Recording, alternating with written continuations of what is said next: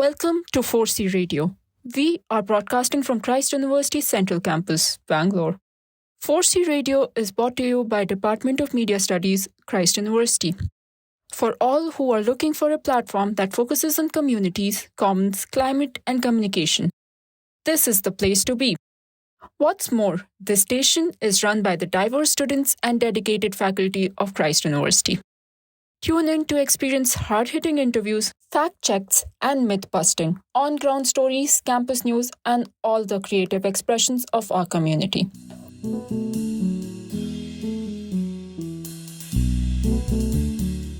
Welcome to Cli-Myth Busters, the show where our rockstar researcher Dr Kailash Kaushik cuts through the noise and asks the real question behind the headlines. Today, we are diving into electric vehicles. Are EVs truly eco-friendly, or is it just a shiny new sales technique? We'll bust 4 major myths, question whether we are hyping the next big thing, and dig into the hidden costs, especially if you're a low-mileage driver, wondering if you just bought a very expensive driveway ornament. And maybe, just maybe, the real solution isn't about switching what we drive but driving less altogether. Hi everyone, I'm your host Kailash and welcome to Cli-Myth Busters. This is your go-to show where we separate fact from fiction about climate, our environment, and everything that's connected between them. We are airing straight from our 4C radio headquarters at Christ University, Bangalore. On this episode, we shall explore and try to understand whether electric vehicles, commonly referred to as EVs, are truly better for the environment, or is this just a shiny new greenwashing strategy?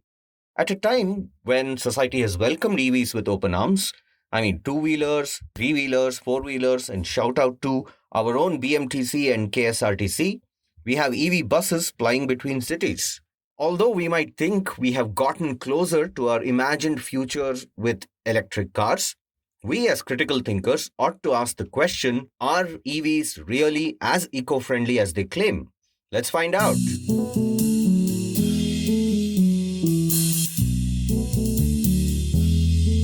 Myth number 1. EVs have zero carbon footprint.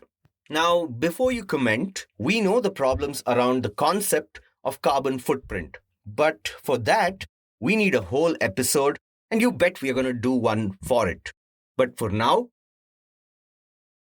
it is a commonly held belief that because EVs do not produce any emissions while driving, they have a zero carbon footprint. Now, a carbon footprint is the total amount of greenhouse gases, including carbon dioxide and methane, that are generated by our actions. And in this case, our action of driving an EV produces no visible emissions. Looks clean so far, but the reality is a bit more complex. Well, it's true that EVs don't emit carbon dioxide while running. We need to look at the entire process that is involved in sparking the EV to life, from manufacturing the vehicle and the battery to generation of its fuel. Take the production of lithium-ion batteries, the heart of an EV. These batteries require lithium, cobalt, nickel, most of which are mined in countries like Chile, China, and the Democratic Republic of Congo, which, if you have read the newspapers, it is steeped in conflict, and these resources are at the heart of it. Mining these materials is highly energy intensive, often powered by fossil fuels, and as shown by the report by the International Energy Agency in 2021, has severe environment and social consequences. Now, let's take a look at some of these social and environmental consequences.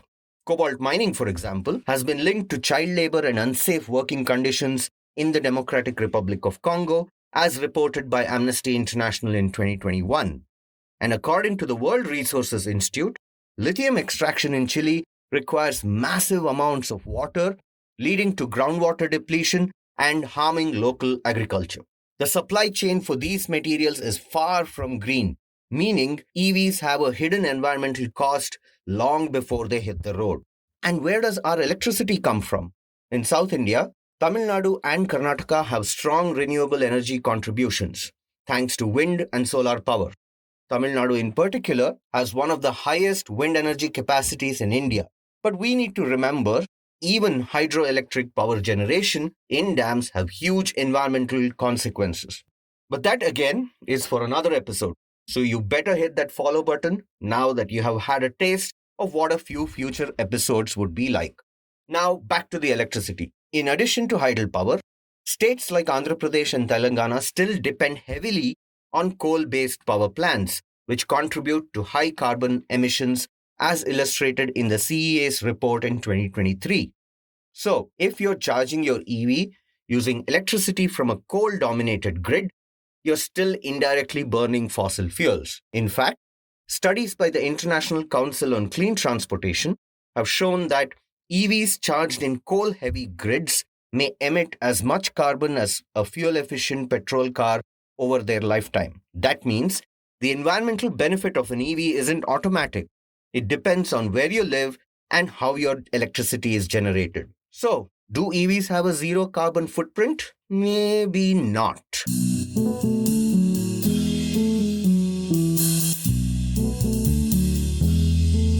Myth number 2. EVs are always cleaner than petrol or diesel cars. Now, you may ask, isn't an EV still better than my Honda Activa or Maruti Swift in the long run? Well, it depends. Now, before we explain that, we would also want to stress that we are not for carbon fuels. But as a South Asian nation, we will need to look at the opportunity cost. Sidebar for some economics jargon. Opportunity cost is the value of the best alternative you give up when you choose one option over another. It is also called alternative cost. In this case, what's the cost of choosing EVs over a fossil-fueled internal combustion engine? A study by the Massachusetts Institute of Technology shows that an EV only starts to break even in carbon emissions after 20,000 to 30,000 kilometers of driving. In regions with dirty electric grids, this takes even longer. Compare that to a highly efficient BS6 petrol or diesel car, and the difference isn't even as dramatic as you might think. And then we need to take in the context of the Indian electricity grid that, according to the Indian Energy Outlook report of 2021 by the International Energy Agency, transmits majority of electricity produced by coal and thermal station and is relatively low in efficiency. In India, the average car usage is also much lower when compared to Western countries. A Chennai-based study by the Center for Science and Environment found that the typical car owner drives less than 10,000 kilometers per year. That means it could take 3 to 5 years before an EV actually becomes more sustainable than a fuel-powered car. So, if you're a low-mileage driver, switching to an EV may not give you the green impact you'd hoped for, at least not immediately. The opportunity cost is something to think about.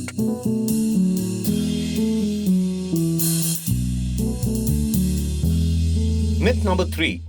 EVs are the ultimate solution to climate change. Another myth is that EVs alone can save us from climate disaster. This is where I say EVs are a tool, but definitely not a silver bullet.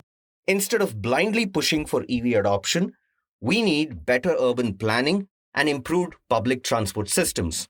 A fully electric Bengaluru metro is far greener than a fleet of personal private electric vehicles.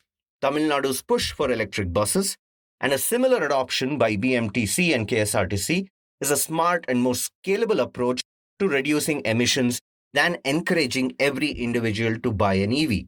And if you're from a city like Bangalore, remember, more public transport also means lesser traffic.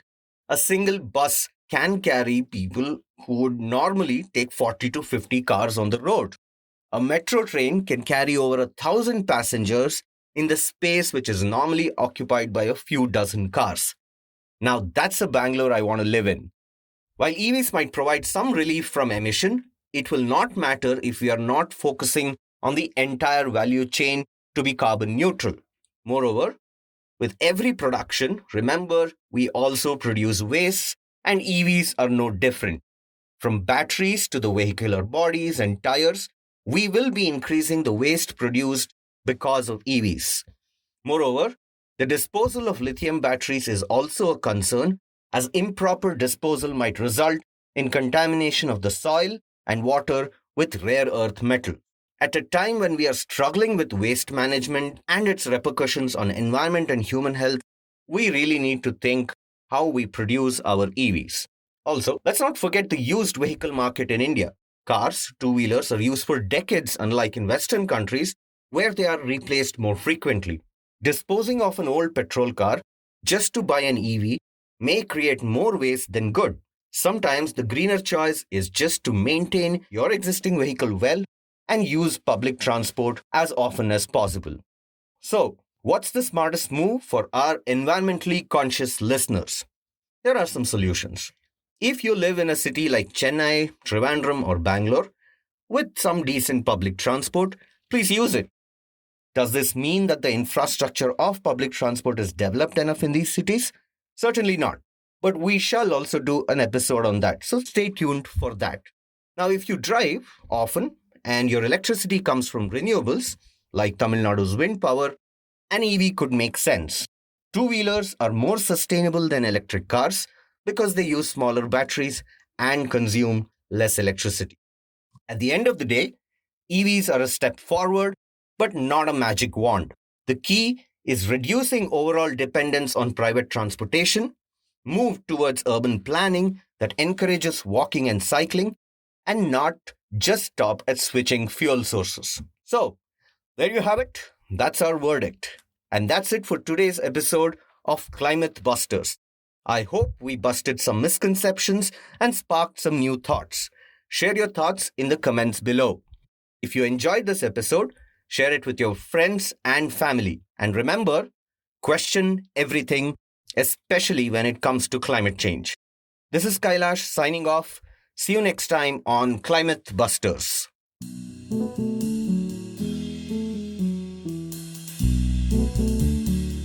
Stick around for more episodes because saving planet might not just come with leather seats and a 300-mile range.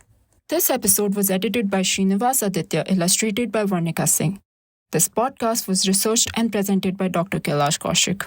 As we observe the Environment Week, we will share another important story, this time from Gachibowli, near Hyderabad, where our student journalist Rishika went and spoke to students about the massive tree cutting that happened. Please write to us and follow 4C Radio on Instagram and X. Until next time, be curious and ask questions. 4C Radio is an initiative by Department of Media Studies, Christ University, Bangalore.